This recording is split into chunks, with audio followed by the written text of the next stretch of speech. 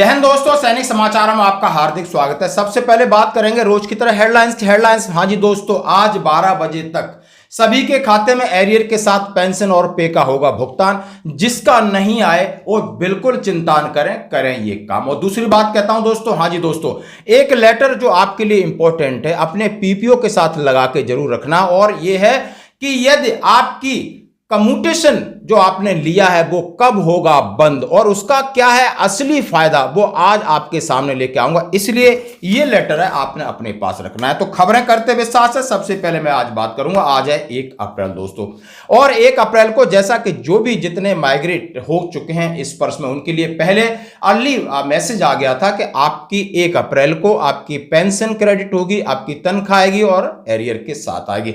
तो दोस्तों 12 बजे तक का समय रहता है, लगभग 10 बजे जैसे ही वहां से ओपन होता है और सॉफ्टवेयर चालू होता है, और 12 बजे तक कई लोगों की एसबीआई की पहले आ जाती है, पीएनबी कुछ रूरल इलाके में है उनकी थोड़ी देर शाम तक आती है। यदि नहीं आए तो कल तक जरूर इंतजार करना, उसके बाद आप एक बार पीसीए पर ये 2 नंबर मैं दे रहा हूं जरूर कॉल करना, क्योंकि कई ऐसे लोग हैं जिनके घर में मैसेज नहीं आया, इनके फोन पे मैसेज नहीं आता है या उनका मोबाइल उनके साथ कनेक्ट नहीं है, और बहुत गांव देहात में हमारे फौजी भाई बैठे हैं, सबको इंतजार रहता है और इस पर से सबको डर भी लगता है, क्योंकि इसका सॉफ्टवेयर कब कहां किस परेशानी में डाल दे। इंडिविजुअल के लिए पास कोई ऑप्शन नहीं है, वो कहां जाए क्या करे, सोल्जर बोर्ड भागे, रिकॉर्ड चिट्ठी लगे।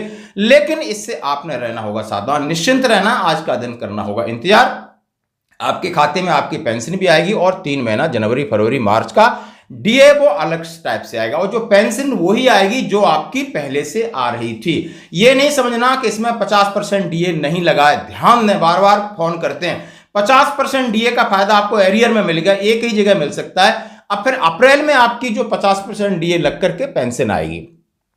तो दोस्तों ये थी अपडेट, आज हमने करना होगा इंतजार और समझना होगा इस कॉन्सेप्ट को। बढ़ते हैं अगली खबर की तरफ। जैसा हमने आपके लिए कहा, एक मैसेज वायरल हो रहा है, all retired person to keep this copy with the latest PPO, educated their spouse also.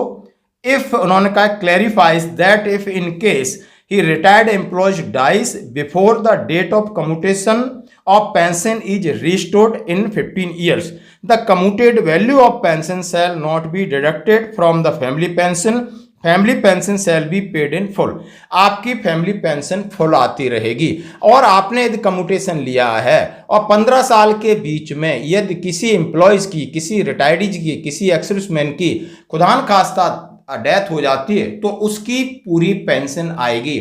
2 condition होती हैं। एक पेंशन है जैसे कि हम जानते हैं कि 7 साल मरने के 7 साल या 67 ईयर्स तक होती है, फुल आती है, और एक कम्यूटेशन का है, इसी को शायद हम इसको फायदा के तौर पे बोल सकते हैं, क्योंकि ये इंश्योरेंस भी है, एक आपको इंश्योरेंस देता है कि जो भी पेंशन आते हैं कम्यूटेशन का एक अमाउंट लेते हैं 12 साल का, और वो 15 साल तक डिडक्ट होता है, और 15 साल के बीच में किसी के साथ बैड हैपनिंग हो जाती तो वो फिर आपकी फैमिली पेंशन से नहीं कटेगा, वो कटना भी बंद हो जाएगा आपकी पेंशन से, और आपकी फैमिली पेंशन है वो पूरी मिलती रहेगी 15 साल तक। ये इसका बड़ा एडवांटेज है। तो इसके लिए ये लेटर निकला है, इसको आपको सैनिक जीवन पेज पे मिल जाएगा, और रखना भी, जिसको चाहिए मुझे मैसेज कर सकते हो।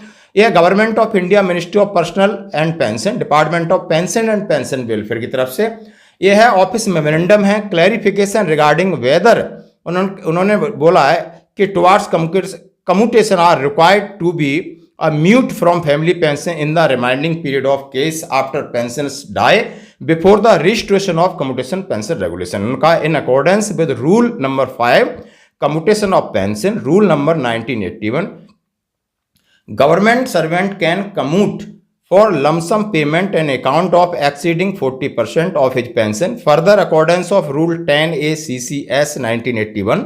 उन्होंने जो रूल का हवाला देते हुए कहा है कि reference representative have been receive, बहुत सारी प्रॉब्लम्स, बहुत सारे ऐसे केस आए हमारे डिपार्टमेंट में, तो मैं सभी को आगाह करना चाहता हूं, आदेश देना चाहता हूं।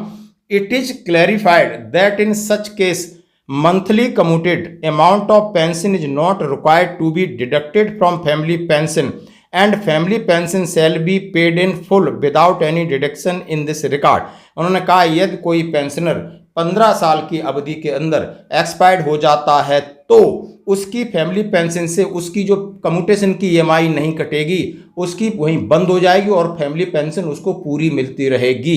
यानी इसका जो डिडक्शन है उसी टाइम बंद हो जाता है, इसलिए इसको एक इंश्योरेंस कवर टाइप का देते हैं, एक रिस्क कवर टाइप का देते हैं, इसलिए लोग लेते हैं।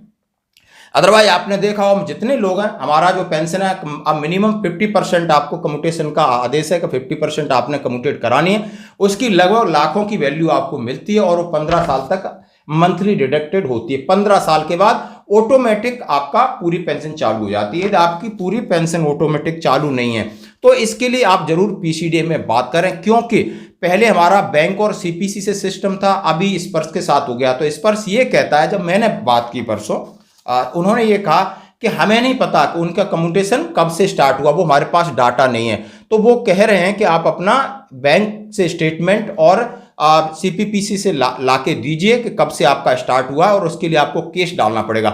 इसलिए बहुत सारे पेंशनर्स हैं, इनके 15 साल तो पीरियड खत्म हो गया लेकिन उनका कम्यूटेशन अभी भी कट रहा है। इसके लिए ये जरूरी कार्रवाई, इसके लिए लेटर भी लिखा है कि वो इंडिविजुअल कहाँ बैंक जाएगा, कहाँ सीपीपीसी जाएगा, आपको ये डाटा खुद लेना चाहिए। और इसके लिए भी एक्स सर्विसमैन लीग ने लेटर लिखा हुआ है। बहुत सारी चीजें हैं जो कि स्पर्श में सुधार की जरूरत है, इससे पेंशनर्स परेशान हो रहे हैं। बट आपको घबराने की जरूरत नहीं, देर है अंधेर बिल्कुल नहीं। आपका हक आपको अपने तरीके से लेना आना चाहिए, मिलेगा। थोड़ी हम समझ सकते हैं कि मानसिक परेशानी होती है। तो आज की खबरों में इतना ही, बने रहिए हमारे साथ।